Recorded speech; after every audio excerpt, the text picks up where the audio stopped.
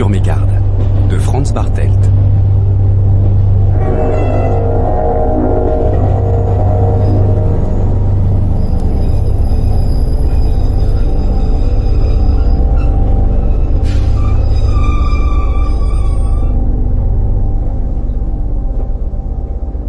Pour mon premier voyage par le train, j'aurais préféré autre chose que ce tortillard qui brinque-balle dans une clameur de ferraille tordue et de tôle déchirée. En plus, il s'arrête dans toutes les gares. D'un coup, derrière le carreau, j'ai l'impression d'être en vitrine. Danger. Je me recroqueville dans mon coin, en essayant de lorgner avec discrétion vers le quai qui ralentit, et finit par s'arrêter pile à ma hauteur. Des types qui me semblent sournois montent dans le wagon. Ils ont l'air de chercher quelqu'un, en faisant mine de chercher une place où s'asseoir. Les fourbes. Depuis quelques jours, je ne croise que des types sournois. Il ne se passe rien, mais on ne sait jamais.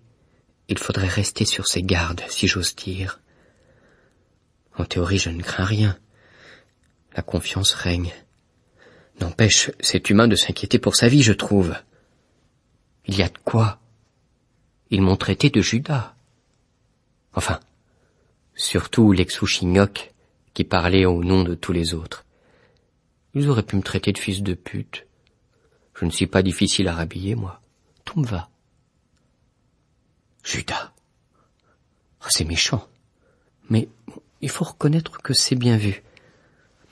Ça me ferait presque plaisir. De toute façon, j'aime bien les références bibliques.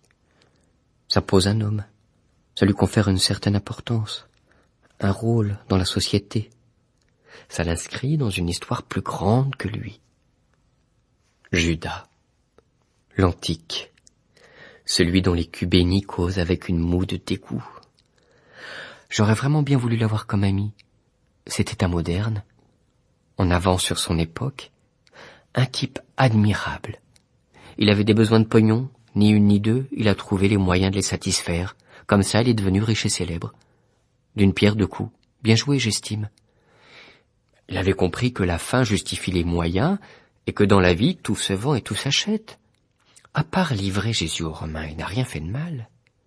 Il avait juste flairé la bonne affaire. Jésus présentait une valeur marchande. Il était arrivé à maturité, à un moment de sa vie où il pouvait rapporter une petite fortune à un commerçant avisé. Voilà tout. De nos jours, qui serait assez vertueux pour blâmer Judas, un homme d'initiative, un libéral, au pire un social-démocrate? D'ailleurs, il était comptable.